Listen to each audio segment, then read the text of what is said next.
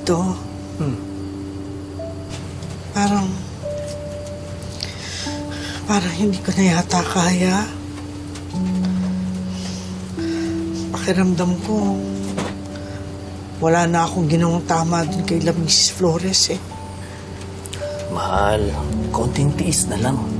Pag nakaipon na tayo, makakauwi na tayo ng probinsya. Ako, kailan pa mangyayari yun?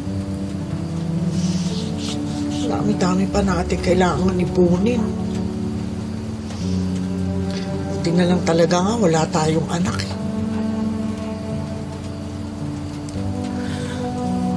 Pasensya ka na, mahal, ha?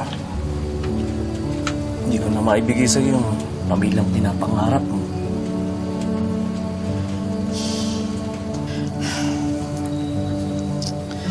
Ano ka ba naman? Hindi naman ako naninisi. Ang sa akin lang, mahirap talaga eh. Kasi iniisip ko pa, paano kung mapaalis tayo dito? Mahal, hindi tayo mapapaalis dito. Di ba nga nagkaroon na ng kasunduan doon sa munisipyo tsaka mga taga rito? Nagkapirmahan pa nung eleksyon. Hindi. Di ba ang bali-balita nga, may hawak na mga papeles sila Mrs. Flores, tapos nabili na raw nila to. Hindi pwede yun. Hindi na tayo mapapaalis dito. May karapatan tayo. Naku, parang hindi mo naman kilala yung mga yun. Parang nabili na nila yung bayan na to.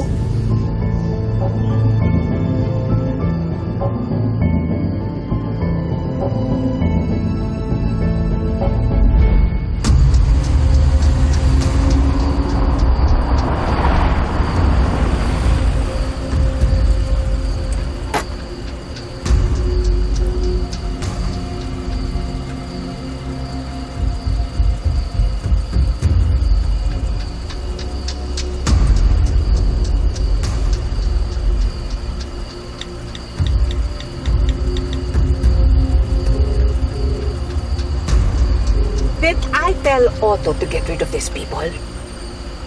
Ay, Diyos me, nandito pa rin sila. These people.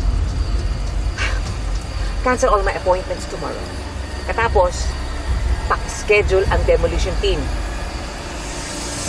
May lilinisin tayo bukas.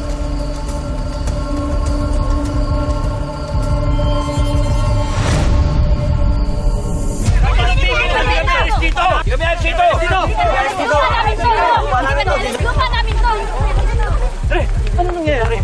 Kailan nila silang dumating? Pinaalis tayo? Bakit hindi pwede yan? Di ba may kasunod na tayo sa munisipyo? Pre, lalabak ko itong lupang ito.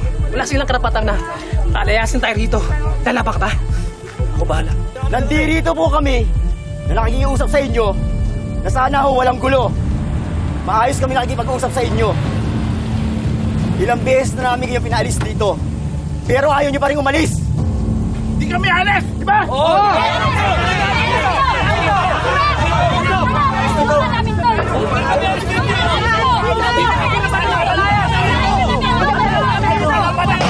Kami dito! Mali ang ginagawa niyo! Ano, Fred? Kamusta na? Ayaw pa rin nila mag-cooperate? Ayaw po ma'am eh. Pero may sinasabi ho silang kasunduan sa munisipyo. Naniwala naman yung mga tanga sa munisipyo?